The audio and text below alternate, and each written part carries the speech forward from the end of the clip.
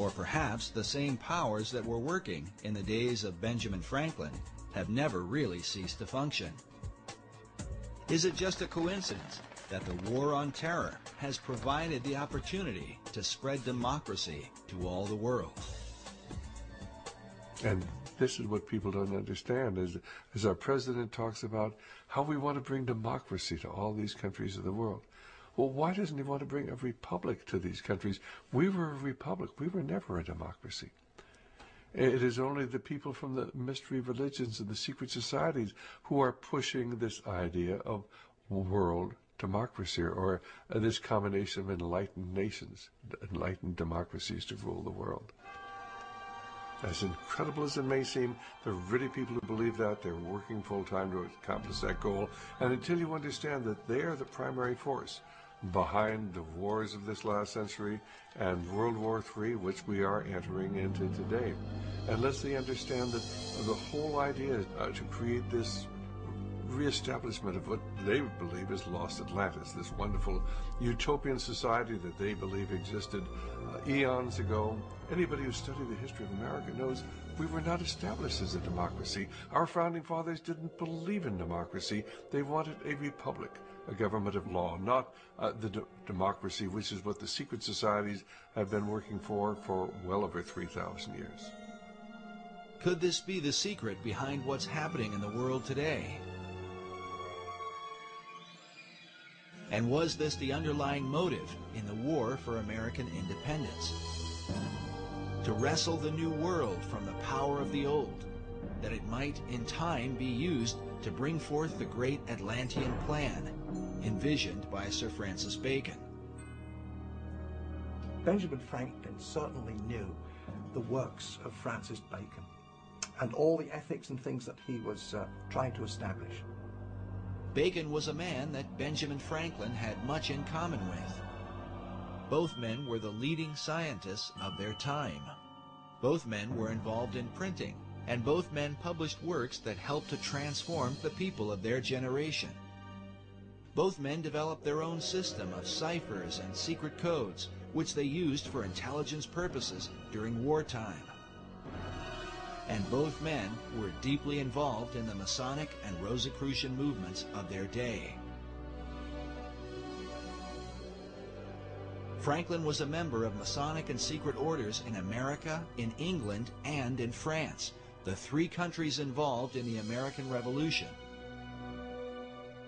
But some researchers argue that his influence in France truly demonstrates his loyalty to a plan that looked beyond America, to a global revolution. He was the master of the Lodge of the Nine Sisters, N.W.O, the Lodge of the Nine Sisters right in Paris, and that's where the revolution started, incidentally. So he was lodge master there every time he visited the place.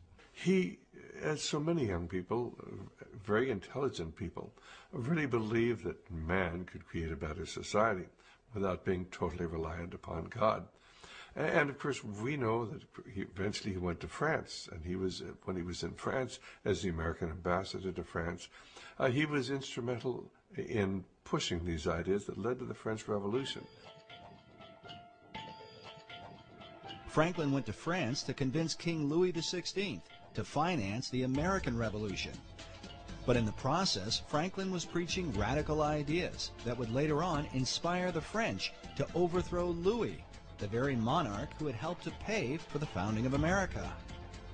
Americans desperately needed money to fight the War of Independence because, according to Franklin, England had ruined their economy to keep America from becoming too prosperous.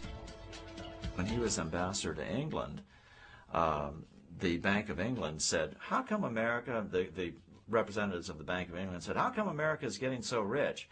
And Franklin, in his autobiography, recounts the story. He said, well, that's easy. In America, we create our own money and we owe no interest to pay to no one.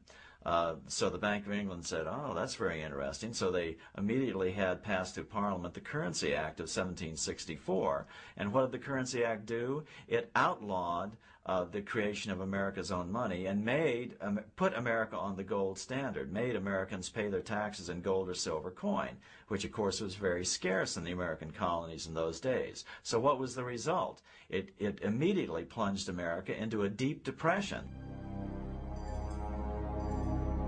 Franklin says that this depression, and everyone in America was well aware of what the depression, who caused the depression, why it was caused, just because England outlawed America just simply printing its own money, and that it was this Currency Act of 1764 that was really the root cause of the American Revolution, because it caused so much unemployment and a terrible economic upheaval.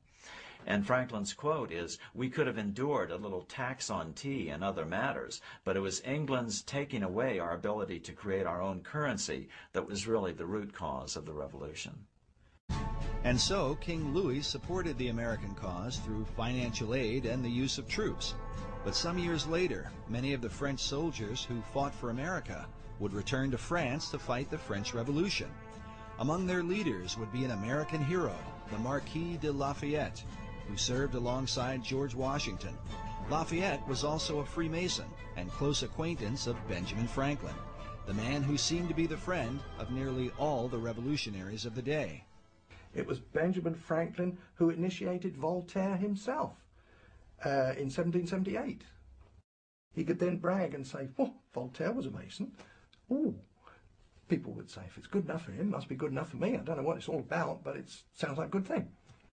While the writings of Voltaire inspired the French revolutionaries, Americans were compelled by another of Franklin's close friends, Thomas Paine. Thomas Paine was a member of the Lunar Society. Benjamin Franklin would go and meet with them, yeah. Anyway, he recognized in Thomas Paine that the fellow was, he was pretty good at writing. And so he brought him back with him to Philadelphia.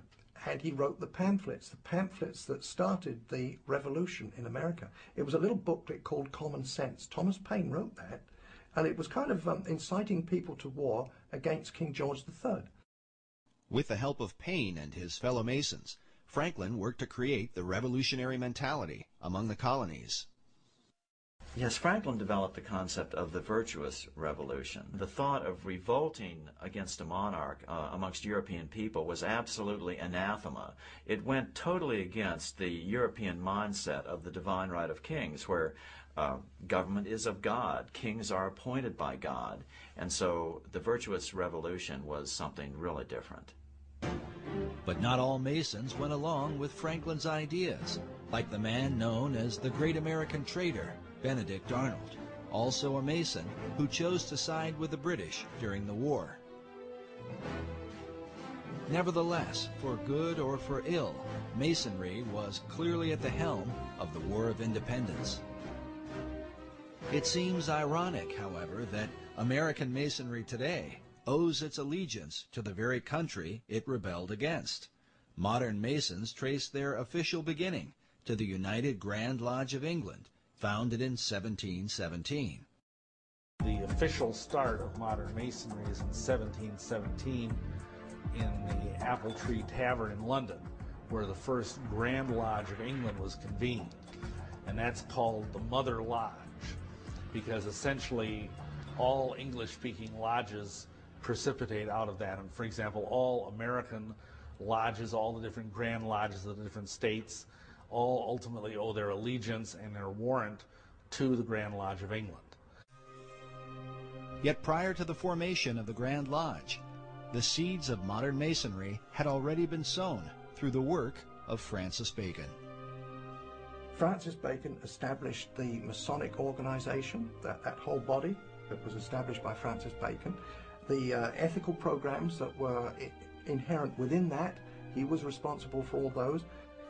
His philosophy, his ethics, his literature that he was responsible for would certainly be known to Benjamin Franklin.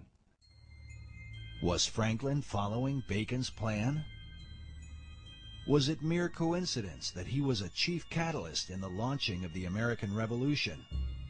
Or that his influence would also bring about the revolution in France?